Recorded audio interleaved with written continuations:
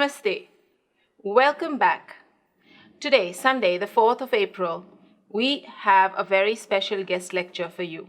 It's our honor at this event to welcome Padma Shri Dr. Swami Bharat Bhushanji. Being a Karma Yogi himself, among so many other things, he has roused the youth of the nation to yoga for several decades now. His work is well known and he inspires and leads with a charisma that touches so many people from all around the world. Dr. Swami Bharat Bhushanji has been known to lead yoga seminars in the Indian Armed Forces, industries, with scientists in schools, colleges, people of different religious faiths. His tireless efforts won him the Padma Shri, which is a prestigious award in India, in the year 1991. He's the founder of the Moksha Yatan International Yoga Ashram, and he started this work at a very tender age of 20. Let's join him now to hear him speak to us all about yoga.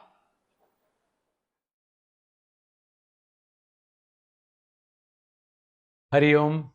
Yoga for Unity and Well-being is not just a campaign introduced by an individual organization, Heartfulness, or its associates as Patanjali, as Vyasa, or some other organizations.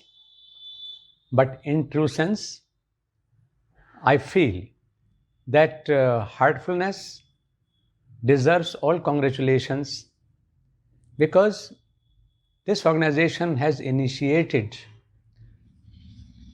the event which has to be joined, which ought to be joined by all together, because this is the essence of yoga. Now I can feel that Heartfulness, Patanjali, as Vyasa, Mokshayatan Yoga Sansthan, Ministry of Ayush, Government of India, all other big and small organizations working in India and even overseas have joined together for common cause, and that common cause is yoga. On the occasion of International Day of Yoga 2021.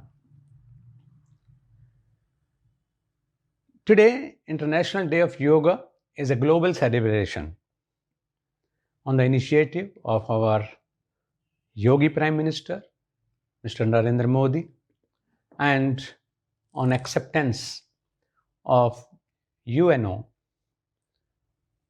Entire world is celebrating this event for over last 6 years.